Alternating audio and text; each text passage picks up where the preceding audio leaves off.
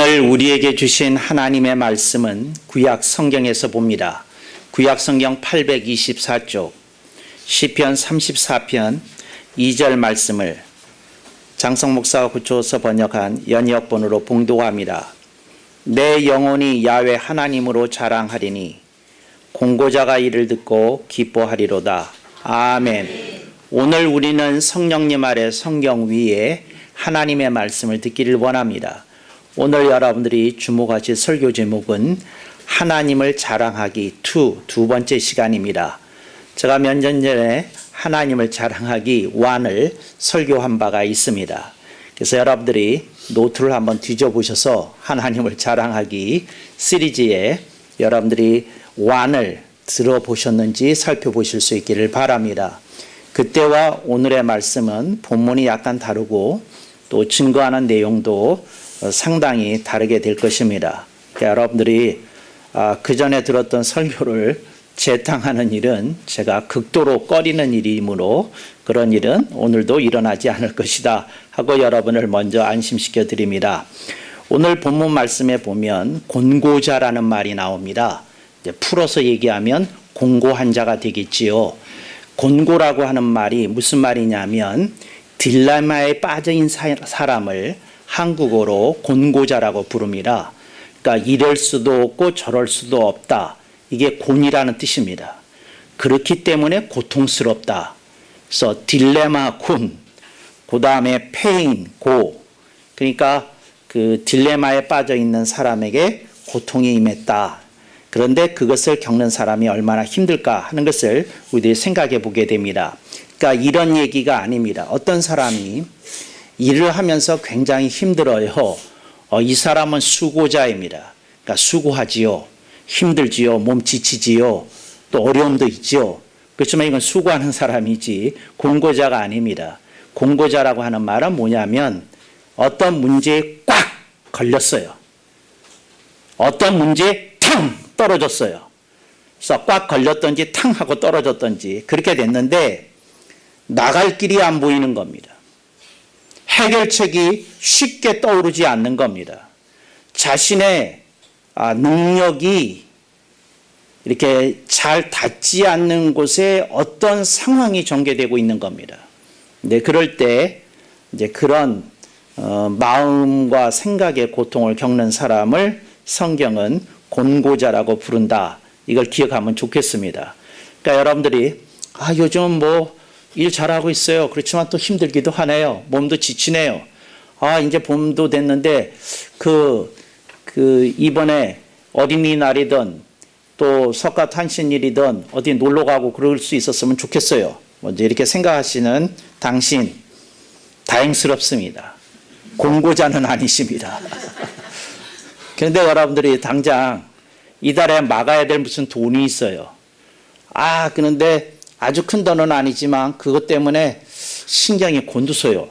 이걸 내가 누구한테 돈 빌려서 막아야 되나? 이걸 또 어떻게 해야 되나? 뭐 소액 대출이라도 받아야 되나? 생각이 복잡해요. 네, 여러분들 삶 속에 그런 일이 있으면 인정해 드리겠습니다. 공고자 맞습니다. 어떤 애가 학교에서 공부를 잘 못해요. 그래서 중간고사, 기말고사가 딱 다가오면 이건 공부 안 해본 사람이나 못 해본 사람만이 알 수 있는 거예요. 공부 잘하는 놈의 새끼들은 이거 이해 못합니다. 공부가 안 되거나 못하는 사람이 이 중간고사, 기말고사의 그 고통을 이해합니다. 그러니까 여러분들이 이제 공고자가 이제 무슨 뜻이냐 이제 이런 겁니다. 오늘 본문에 보면 공고자가 무슨 소리를 들어요. 근데 이 사람이 기뻐한다는 거예요. 우리 개역 성경이나 개역 개정판이나 다 기쁨으로 번역했는데 제가 그냥 이걸 고칠까 그러다 내버려 뒀는데 사실은 제가 이 번역을 좀 고치고 싶었어요. 어떻게 고치고 싶었는지 여러분들에게 이렇게 설교 듣는 기쁨을 주기 위해서 제가 주보에 올린 연이역본에는 제가 좀 고치고 싶었던 부분을 말씀 안 드렸어요.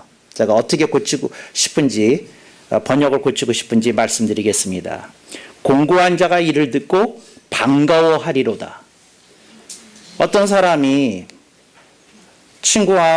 친구한테 어렵사리 부탁을 넣었어요. 야, 네가 나를 믿고 이번에 좀 도와줘야 되겠다. 나 한 500만 원, 한 달 좀 필요하다. 좀 도와달라. 그랬어요. 근데 이 친구가 일주일이 지나도록 얘기가 없는 거예요. 언제까지 필요하다고 얘기를 했는데, 그래서 내심, 이러다가 내가 친구 하나 잃는 거 아닌가? 괜히 돈 빌려달라는 말에서 어두워지려는 참인데, 친구한테서 전화가 왔어요. 응, 확인했냐? 뭐? 내가 벌써 입금했는데. 그러니까 휴대폰을 두고 하필이면 어디를 갔다 온 사이에 입금을 했나 봐요. 그래서 휴대폰으로 다시 이렇게 들어온 메시지를 보니까 입금이 됐다고 확인이 됐어요. 어떨 것 같아요? 반가워합니다. 어려움이 풀릴 수 있는 시원한 냉수를 마신 것 같은 느낌 속에 이 사람이 빠져들게 될 것이다. 이런 생각이 듭니다. 그래서 이거를 좀 크게 느꼈다고 이렇게 생각이 되는 분들은, 개역 성경이나 개역 개정판 번역자들은 이건 큰 기쁨이다. 그래서 기뻐하리로다. 이제 이 얘기고, 암흑 속에 있었다. 그러다가 그 터널 속에서 한 줄기 빛을 봤다. 이제 이런 느낌으로 번역을 할 사람은 이제 저가 그런 부류에 속하는데, 저는 반가워하리로다. 이렇게 번역하고 싶습니다. 근데 여기 보면 이 사람이 들은 소식이 뭐냐는 겁니다. 근데 들은 소식이 있는데 그게 2절 상반절에 나옵니다. 내 영혼이 야훼 하나님으로 자랑하리니, 하나님을 자랑한다는 거예요. 근데 이 사람이 하나님을 자랑한다는 얘기가 뭐냐면, 공고자가 봤을 때 나보다 더 어려웠거나 나만큼 힘든 상황이 있었던 사람인데, 그 사람의 문제가 잘 풀려서 그 사람이 하나님의 은혜와 은총에 대해서 자랑하는 것을 들으면서, 저 사람은 나보다 더 힘들었는데, 저 사람은 인생이 나보다 더 죽을 맛이었는데 신앙으로 이겨냈구나, 기도로 이겨냈구나, 성령님의 도우심으로 이겨냈구나 하는 것이 깨달아져서, 저 사람에게 일어난 일이 어쩌면 나에게도 일어날 수 있겠다는 그런 느낌이 필이 탁 와서 반가운 겁니다. 이게 이제 이 구절의 전반적인 내용이라는 것이죠. 우리 한국어가 되게 재밌어요. 그래서 제가 이제 오늘 이 시편 34편 2절을 이해하려고 그러면 여러분들이 두 개의 그 단어를 조금 기억하셔야 됩니다. 이제 두 단어가 이제 비슷한데 뜻이 달라요. 하나는 극복이라는 말이 있어요. 근데 극복이라는 말은 뭐냐면, 어려움이 닥쳤다, 죽을 맛 느꼈다. 그러다가 기도하면서 신앙을 붙들고 어렵사리 이겨냈다. 이게 극복이에요. 이게 극복입니다.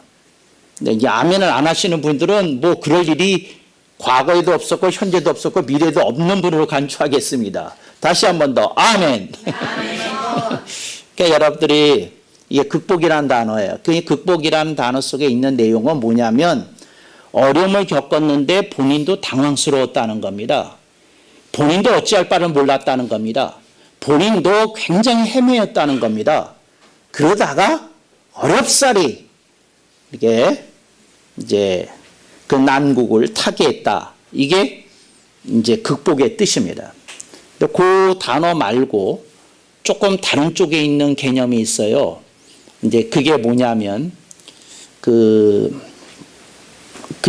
개념이 뭐냐면, 여러분들이 이제 그 요한계시록에 나오는 단어인데 한국어로는 잘 번역이 안 됐습니다. 정복이라는 단어입니다. 정복이라고 하는 건 뭐냐면, 처음부터 끝까지 내내 쳐가지고 이겼다는 겁니다. 이게 정복이에요. 그러니까 여러분들이 이렇게 생각하시면 됩니다. 징기스칸의 군대가 어떻게 했느냐면, 공격했다, 이겼다. 공격했다, 더 많이 이겼다. 공격했다, 정복했다. 이게 이제 징기스칸 부대가 이 중국의 대륙을 점령했을 때 있었던 일입니다. 그 세계 재패에 나갔을 때 있었던 일입니다. 그냥 처음 이기고 계속 이기고 계속 이겨서 점령하고 함락할 때까지 그 공격을 멈추지 않았어요. 근데 이게 정복입니다. 요한계시록에서 성도들에 대해서 뭐라고 얘기를 하느냐면 성도들은 정복자보다 더 강한 자라고 얘기를 합니다. More than conqueror라고 이렇게 표현이 되어 있어요. 이게 정복이란 단어입니다. 근데 이 단어가 무슨 뜻인지를 이제 좀 설명드리는 게 필요하겠어요. 어떤 사람이 인생을 사는데 자기의 지혜와 능력으로 해결하기가 참 어려운 일이 부딪힐 때가 있지 않습니까? 아멘을 안 하시네. 아멘을 해야지 설교가 맛있잖아요. 그러니까 여러분들이 부딪힐 때가 있죠? 네, 이제 그 있어요. 그게 있는데 그때에 믿음이 일어나서 내가 이거보다도 더 어려웠을 때가 있었거든. 내가 이거보다도 더 힘들었을 때가 있었거든. 근데 그때도 하나님은 나를 붙들고 계시고 나를 사용하셔서 그 문제를 이기게 하셨거든. 그러니까 이 문제는 그 문제보다 작거든. 그러니까 하나님께서는 이 문제도 너무 이기게 하실 것이거든. 하고 처음부터 문제 앞에서 쫄지 않고 겁먹지 않고 뒤로 물러서지 않고 내내 이긴 걸 정복이라고 그럽니다. 내 얘기는 아니야. 그러시는 분들이 많은 것 같아요. 그러니까 그냥 피식 웃음만 나오고 이제 동의나 공감을 잘 표시를 안 하시네요. 이게 정복의 뜻입니다. 그러니까 기독교에서 말하는 승리의 개념에는 두 가지가 있어요. 하나는 극복이고 하나는 정복입니다. 근데 제가 여러분에게 묻고 싶은 거예요. 여러분들은 어떤 유형의 사람입니까?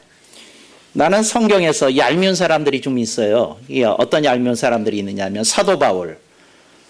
복음을 선교하다가 잡혔어요. 매도 맞고 뭐 곤장도 맞고 뭐 어쩌고 하여튼 되게 고생을 하면서 로마까지 또 끌려가가지고 죄수로 체포돼서 끌려가가지고 로마의 옥중에 있어요.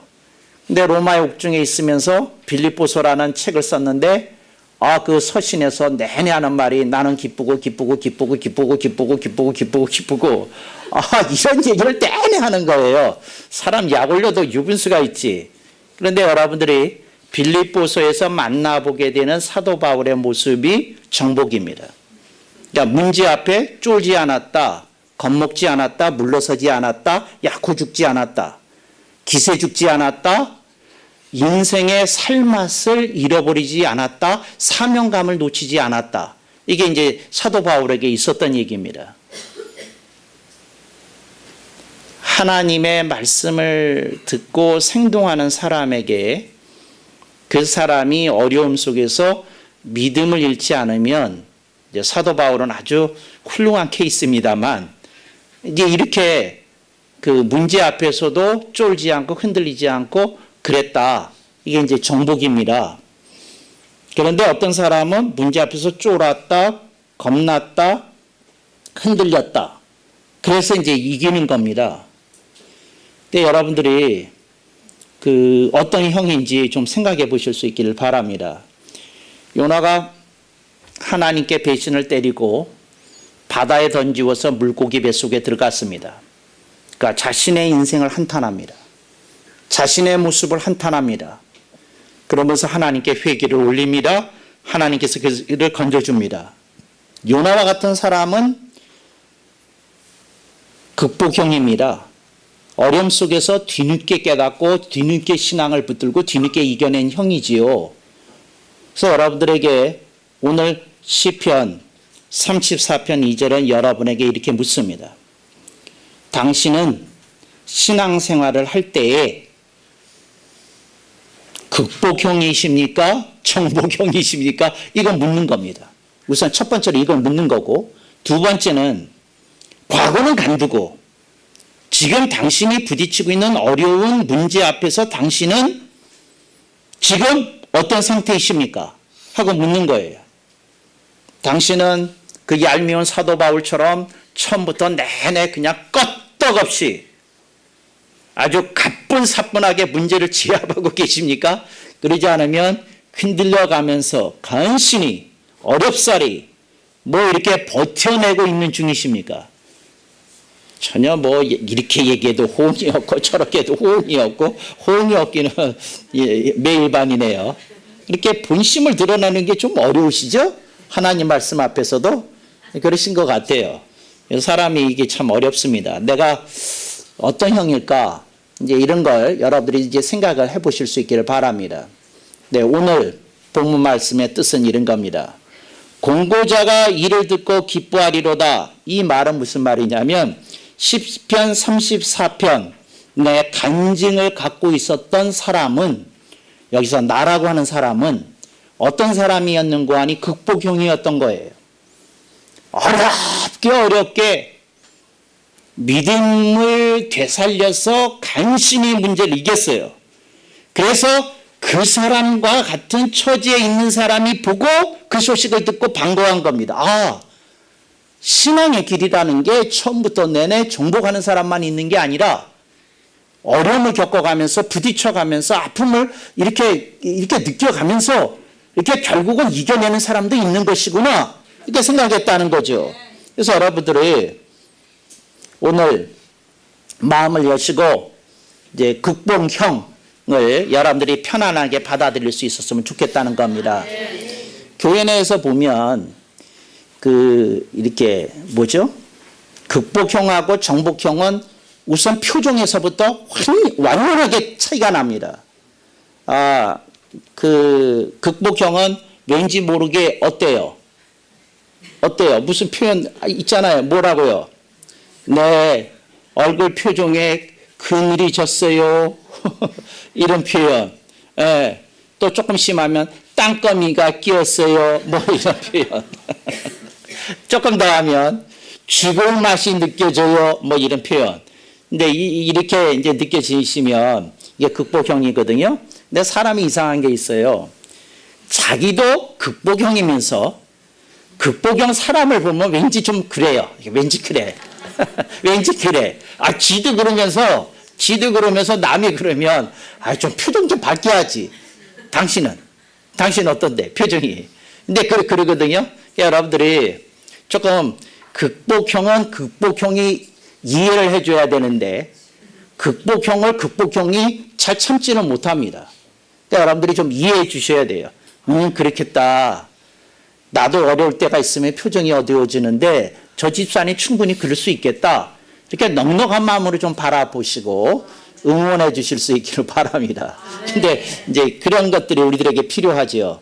근데 하여튼 이 극복형의 사람이 잘 되니까 극복형의 사람이 그 공고자가 이 일을 듣고, 이 사람 아직 극복이 안 된 사람입니다. 이걸 듣고 반가워했다. 이제 이런 겁니다. 오늘 본문에 있는 내용이 우리들에게 주는 메시지 중에 하나는 이겁니다. 당신이 인생 속에서 어려운 문제를 만났을 때에 당신이 그것을 극복하게 되면 당신에게만 좋은 일이 되는 것이 아니라 당신을 지켜보고 있는 같은 신앙인에게도 응원이 된다는 겁니다. 위로가 되고 격려가 된다는 겁니다. 그래서 여러분은 여러분의 인생만을 위해서 이겨내야 되는 게 아니라 여러분의 인생을 이렇게 지켜보고 있는 사람들을 위해서라도 여러분이 이겨내야 하는 거룩한 미션이 여러분에게 있는 겁니다. 그러니까 여러분들이 그걸 좀 받아들였으면 좋겠어요. 내 인생 나로 끝나는 게 아니구나. 내가 너무 많은 사람에게 영향을 줄 수 있겠구나. 내가 이걸 꼭 극복해야 되겠다. 이제 그런 마음을 가지고 여러분이 나가실 수 있기를 바랍니다. 그래서 이제 성경 용어를 여러분들에게 말씀을 드리면 한번 같이 따라해 볼까요? 이제 용어를 배우자고요. 제가 조직 신학을 가르칠 때 이렇게 가르치는데 한번 해보겠습니다. 극복. 플러스 정복. 이퀄. 승리. 이게 뭐냐면 승리로 가는 길에는 두 가지 길이 있다고 여러분에게 설명하고 있는 중입니다. 그러니까 극복의 길도 있고 무슨 길도 있다? 정복의 길도 있다. 그러니까 신앙이 좋은 사람은 간증이 생동하는 사람은 무슨 길을 간다? 정복의 길을 갈 거다. 그러니까 예수님이 어떤 길을 가셨을 것 같아요? 예수님은 당연히 정복의 길을 가셨습니다. 예, 정복의 하나님의 사람들이 좀 무너질 때도 있지만 하나님의 사람들은 대부분의 경우 무슨 길을 갔습니까? 정복의 길을 갔습니다. 오케이. 우리 같은 ordinary, 우리 같은 평범한 사람들은 무슨 길을 갑니까? 극복의 길을 갑니다. 할렐루야. 아멘 억만번. 그러자고요. 그래서 이 극복의 길을 가는데 중요한 건 뭡니까? 극복의 길을 가더라도 승리라는 겁니다. 그러니까 정복의 길을 가야만 승리가 아니라 극복의 길을 가도 승리라는 거. 여러분들이 꼭 기억하실 수 있기를 바랍니다.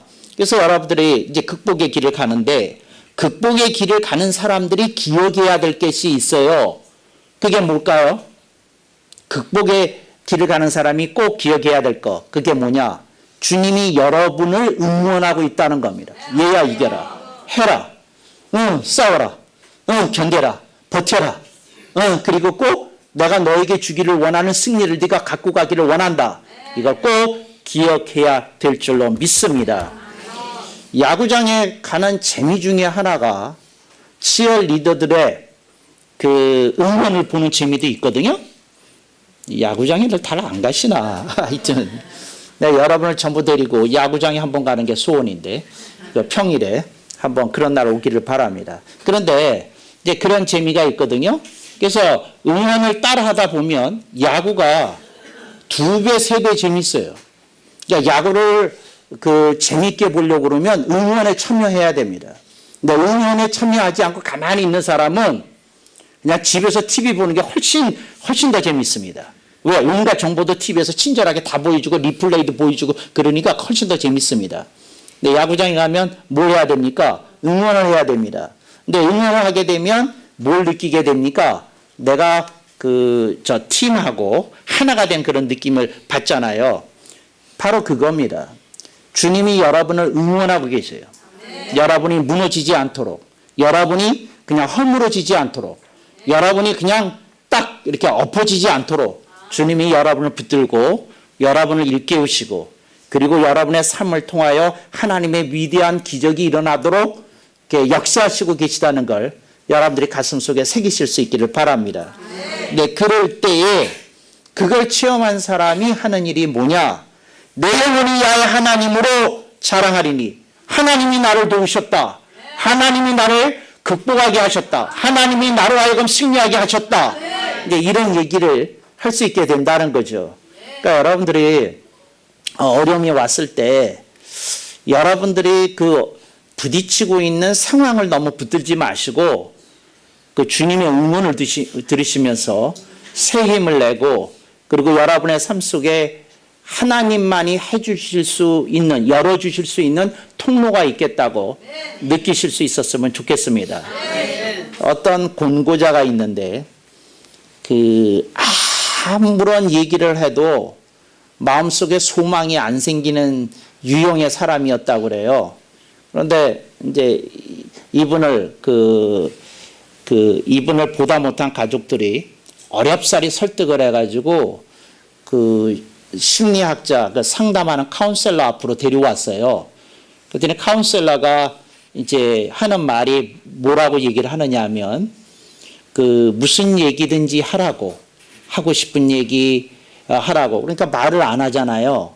그러니까 이제 카운셀링 할 때 쓰는 기법 중에 하나인데 커다란 이렇게 도화지를 줍니다. 그리고 뭐라 그러냐면 도화지구는 뭐라 그러냐면 잠깐 그림을 그리자고. 그런데 당신이 생각하고 그리면 안 된다고. 아무 생각하지 말고 선을 그어도 좋고 동그라미를 줘도 좋고 뭘 해도 좋은데 당신이 생각하지 않고 그냥 손이 움직이는 대로 그냥 왠지 그리고 싶은 대로 컬러도 아무거나 쓰셔도 되고 뭐하고 이제 그리라고 그랬어요. 그리고 당신에게 시간을 줄 테니까 한 30분 줄 테니까 하여튼 이 도화지 전체에 뭔가를 선을 긋든지 동그라미를 치든지 네모로 그리든지 하여튼 뭔가는 그리시라고 이제 그랬어요.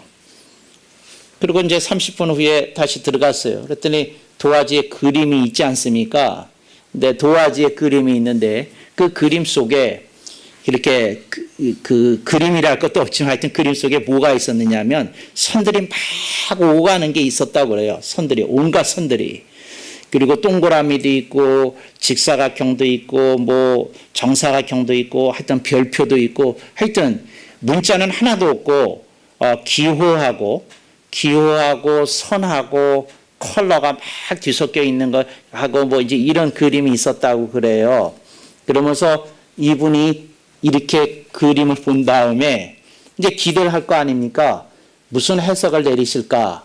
그랬더니 이 카운셀러가 아주 유명한 말을 했어요. 이게 제가 잊혀지지 않는 예화 중에 하나인데 뭐라고 얘기했느냐 하면 네가 해석하라고. 네가 그린 그림이니까 네가 해석하라고. 그러면서 이렇게 얘기하더래요. 이게 그 말이 아주 의미 깊어. 네 인생 여태까지 네가 살았다고. 근데 네 인생에 대해서 네가 해석을 해야 된다고. 그렇게 얘기했다고 그래. 그거 되게 재밌는 말이 돼요. 여러분 인생이 그 나이 되도록 여러분이 사셨잖아요. 여러분이 어느 시점인가는 여러분의 인생에 대해서 해석을 해야 됩니다. 근데 해석하는데 오늘 여러분들이 부딪히고 있는 건 뭐냐면 나는 극복형인가 정복형인가 그리고 나는 이걸 어떻게 보고 있는가 네 해석이 중요하다고. 나는 이거 어렵다고 느끼냐 해낼 수 있다고 느끼냐 그 당신의 해석이 중요하다고 그렇게 얘기를 했다는 거죠. 그랬더니 근데 그 애가 얘기를 그런데 이걸 어떻게 해석하지 하고 한번 묻더래요. 그냥 보고 떠오르는 대로 얘기하면 된다고. 그래서 그 아이가 막 이제 얘기를 하기 시작하면서 대화가 돼서 이게 풀렸다고 그래요. 저는 여러분한테 이 말씀을 드리고 싶어요. 제가 무슨 얘기를 하는 거냐면 여러분이 어떤 상황에 있든지 간에 여러분이 먼저 해석을 해요. 여러분 인생에 대해서. 이건 어렵겠다. 이건 조금 쉽게 풀리겠다. 이건 아주 어렵겠다. 이건 안 되겠다. 이건 되겠다. 하여튼 뭐 다양하게 여러분들이 해석을 한다는 거죠. 그런데 그 신앙이라고 하는 건 그 해석을 붙드는 것이 아니라 주여 내가 이 해석을 붙들고 있습니다. 그런데 이 해석을 내가 붙들고 있으면 내가 너무 공고한 자로 오래 머물 것 같으니 아버지 내가 이 해석에 붙들리지 않게 해주세요 하고 얘기하는 것이 신앙이다 그 말입니다. 거기에 여러분들이 근데 다행히 여러분들이 이겨낼 수 있어요. 잘할 수 있어요. 하나님이 나를 도우실 거예요. 주님은 나를 한 번도 떠나지 않고 나를 붙들고 계시죠. 기적이 일어날 것이죠. 이렇게 묻는 경우라면 그 해서 그냥 붙들고 계시면 되는 거고 여러분들이 여러분의 삶에 대해서 해석한 그 시점부터 여러분이 주님께 나오는 길이 열린다는 겁니다. 주여 이건 내 손을 떠났습니다. 내 능력의 한계를 떠났고 내 지혜의 한계를 떠났습니다. 내 노하우의 그 영역을 뛰어넘는 일이었습니다. 주여 저를 도와주시옵소서. 주여 저를 좀 어떻게 해주시옵소서 하고 얘기해야 된다는 겁니다. 그럴 때 뭐가 일어나는 겁니까? 주님이 개입하실 수 있는 통로가 열어지는 겁니다. 나는 이걸 여러분들한테 한 100만 원씩 받아야 되는데 대부분의 사람들은 어떻게 생각하느냐 하면 자기가 문제를 겪고 있으니까 자기가 문제를 해결해서 그 닫혀있는 문을 열어야 된다고 생각을 해요. 근데 여러분 신앙은 그게 아닙니다.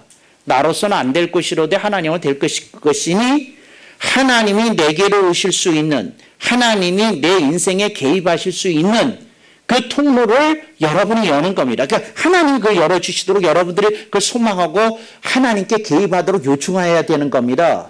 근데 여러분들은 죽을 만한 일이 생기지 않으면 그 하나님으로부터 오는 통로에 대한 기대가 없죠? 어지간하면 여러분이 다 아시니까. 근데 신앙이라는 건 위에서 주님이 나를 보시고 내 인생에 개입하실 수 있도록 내가 얘기하는 겁니다. 그래서 제가 하는 기도를 하나 가르쳐 드릴게요. 저는 어려운 문제가 생기면 제가 이렇게 기도합니다. 이런 거 그냥 거저 가르쳐 드리면 안 되는데. 근데 내가 뭘 받고 싶다는 얘기가 아니라 사람이 이상한 게 있어요. 어렵게 주면 귀한 줄 아는데 그냥 쑥 주면 귀한 걸 모르는 경우가 있더라고요. 그러니까 여러분들이 지금 빨리 손가락에다가 목사님께 100만 원 입금하고 써두세요. 그러면 돈 달라는 얘기가 아니라 그 영적 가치 100만 원 입금했다고 그렇게 쓰시면 될 것 같아요. 그게 뭐냐면 제가 이렇게 얘기합니다. 주여, 이것은 제 지혜와 능력을 벗어난 일입니다. 주님께서 이제 이 문제에 개입해 주셔야 되겠습니다. 주님께서 처리해 주셔야 되겠습니다. 주님께서 지시해 주셔야 되겠습니다. 주님께서 말씀해 주셔야 되겠습니다. 제가 이렇게 얘기한다는 거죠. 그래서 저는 주님께 그런 말씀을 잘 드려요. 주님께 개입해 달라고, 간섭해 달라고, 주장해 달라고. 네, 개입하시고 간섭하시고 주장해 달라고 그렇게 얘기를 합니다. 주여, 이 문제가 장성 개인의 문제로 그치지 않게 하시고 이것이 주님이 맡아주신 일이 되게 하옵소서. 이게 이제 제가 기도하는 시기입니다. 여러분들 그렇게 기도하실 수 있기를 바랍니다. 이제 그러면 어떻게 된다고요?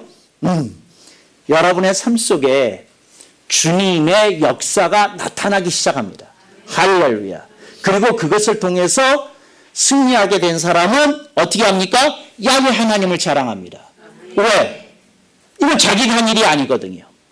왜? 이것은 자기가 쳐낸 일이 아니거든요. 이건 주님께서 개입하시고 간섭하시고 주장하시고 역사하셔서 이런 일이라는 확신이 있거든요. 그러니까 그 얘기를 하는 겁니다. 여러분들이 그렇게 얘기할 수 있는 일이 있어야 하나님을 자랑할 수 있습니다. 근데 대부분의 사람들의 경우는 이렇습니다. 본인도 몰라요. 문제가 해결이 돼도 잘 몰라요. 뭘 모르냐면 내가 한 건지 때가 되니까 문제가 풀린 건지 하나님이 하신지 잘 몰라요. 아니 잘 몰라 정말로. 그러니까 여러분들이 주님이 개입하고 간섭하고 주장하시고 역사하시도록 여러분들이 그렇게 신앙생활 하시기 시작하면 여러분의 삶 속에 하나님의 놀라운 역사가 일어나게 되는 줄로 믿습니다. 이런 얘기 아나요? 이건 이제 우화예요, 우화. 실화에서 나온 것 같기도 한데 우화예요. 어떤 애가 이제 목사님이 이제 설교하고 나가시는데 이제 악수를 하거든요. 미국 교회들은 이렇게 악수를 하는데 목사님이 교회 문 앞에 이렇게 서 계십니다. 나가는 성도들하고 이렇게 악수를 이렇게 한 번씩 이렇게 하는데 그 한 애가 이렇게 묻더라는 거예요. 목사님은 하나님의 말씀을 증거하시는 거 맞죠? 그렇지. 그러면 하나님으로부터 말씀을 받아서 하시는 거 맞나요? 맞죠. 그랬더니 애가 이 말을 했대요. 그거 이상하다. 그러더래 고개가. 그래서 목사님이 그 악수를 풀고 가는 이상하다. 가길래 애를 이렇게 어깨를 톡톡 치면서 다시 불러서 왜 이상한데? 그랬더니 애가 하는 말이 그래요. 왜냐면요. 오늘 주님이 되게 설교를 못 하셨어요.